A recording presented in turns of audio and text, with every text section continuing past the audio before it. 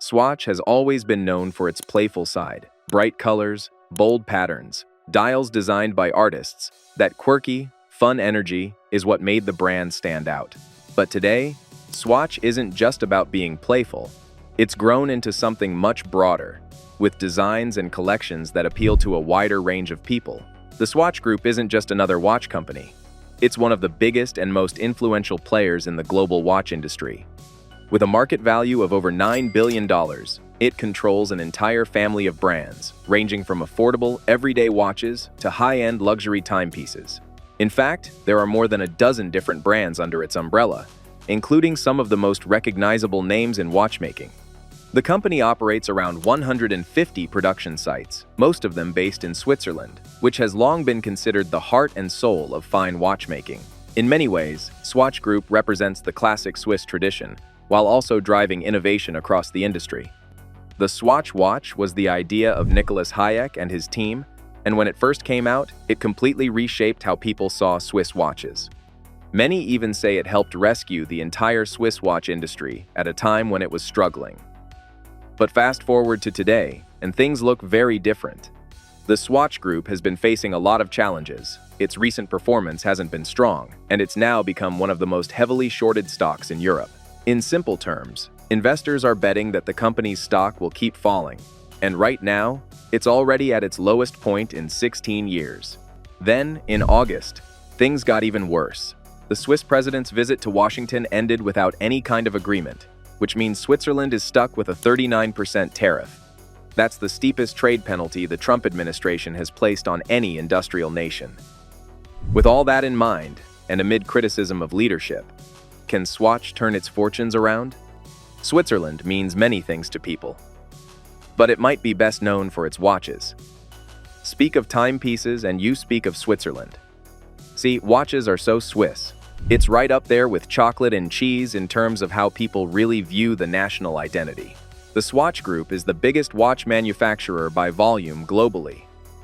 And number 3, if we think about it by retail value, behind Rolex and just behind the Richemont Group, its brands get everywhere, from 007's wrist. So just how big is the Swatch Group? Think of it like the Peloton of the watch world. Powerful, well-known, and operating on many levels. The company owns a wide range of brands that cover almost every price point. At the entry level, you've got Swatch itself, fun, affordable watches, and its sister brand, Flick Flack, which makes playful timepieces for kids. Moving up a notch, there are mid-range names like Tissot and Longines, which offer more classic styles at a moderate price. And then, as you go up, there's fancier, more rarefied brands. There's Harry Winston, which is a watch with lots of diamonds.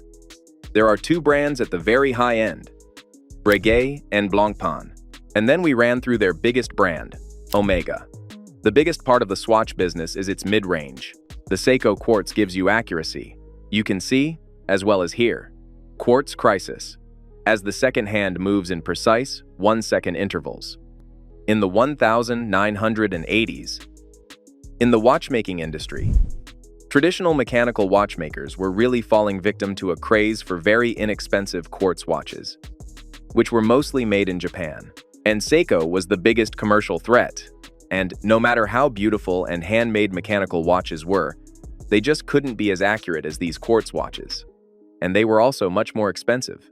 Swiss watchmakers weren't equipped to mass produce or compete on price, and the impact was devastating. The Swiss took a simple approach: borrow the quartz technology that the Japanese had perfected, then mass produce it in their own unique way. That's how Swatch was born. And here's a fun detail: the name Swatch doesn't actually mean Swiss watch like many people assume. It really stands for second watch. An affordable, stylish piece you could wear as a fashion accessory alongside your main watch. And there were thousands of them, including that one from Old MacDonald's finest. Sure, they told the time, but real. They told the world who you were. This was huge. The Swatch was incredibly well received by consumers globally. Launched in 1983, Swatch sold over 1 million in the first year. By the early 90s, sales soared to about 20 times that annually. The company used that momentum to revive some of its struggling high-end brands and acquire new ones. It provided a financial base to support other companies and traditional mechanical watchmaking, because suddenly, tons of people were running out to buy these colorful, fun watches to add to their collection, and it really turned around the prospects for not just the Swatch Group, but of the whole Swiss watchmaking industry. Decades later, the markets changed. External headwinds, phones, and smartwatches have chipped away at the lower-end range, leaving luxury as the main engine for growth. You can see that trend here. The volume of low-end watches sold, represented in orange, has been on the decline. The impact is even more striking when analyzed by value. Luxury watches, shown in blue, account for an increasingly bigger share of revenue compared to low- and mid-range watches. That evolution hasn't favored Swatch, given its plethora of mid-range brands and its recent troubles run deeper. Profit was down almost 90% in the first half of 2025. A few things explain this. First, China. The market in China has really softened. The spending slump hit luxury brands across the board. But mid-market, Swatch more than most. In 2024, Asia made up 53% of its sales, with China alone accounting for 27%. Brands in the mid-range have struggled more than those at the very high end or the lower end. We've seen a lowered consumer sentiment globally, so it's been a double whammy for the Swatch Group versus its high-end luxury peer group. There is a hope that the company can do better in China, really starting to see a little bit more improvement, but it's a very slow and gradual improvement. The luxury sector is facing almost a perfect storm at the moment, and it's not clear whether US consumers will ride to the rescue because they're facing pressures. Which brings us to the second big challenge. In August, the US imposed a 39% tariff on imports from Switzerland, steeper than the 31% it had previously threatened. These are among the highest rates the US has imposed on the entire world. This came as a complete surprise to the Swiss. Tariffs are a big headache for the luxury sector, particularly Swiss watches. Any kind of increase in the price is unhelpful. Over the last 5 years, luxury companies have all put up their prices. That gives them less wiggle room for further increases. These are two serious external headwinds, but they aren't the only reasons for Swatch looking scuffed. Remember Nicholas Hayek? Now his son runs the business. Investors and his daughter chairs the board. The family and related parties control 44% of the voting rights, and they've had at times a tempestuous relationship with shareholders. It doesn't particularly engage with investors in the same way as other groups. It's really run as a private company. So why not do that? They floated the idea, but the problem is how. To do that, any buyer, whether it's private equity, would have to take on a lot of debt. Some investors have tried to force changes. The company is super conservatively structured, so a bit of external help can go a long way in improving the execution here. Stephen Wood, an activist investor, attempted to win a seat on the board. He was defeated, but he's challenging the outcome. Activist campaigns in luxury are quite unusual, and this just underlines the frustration among investors with the Swatch Group.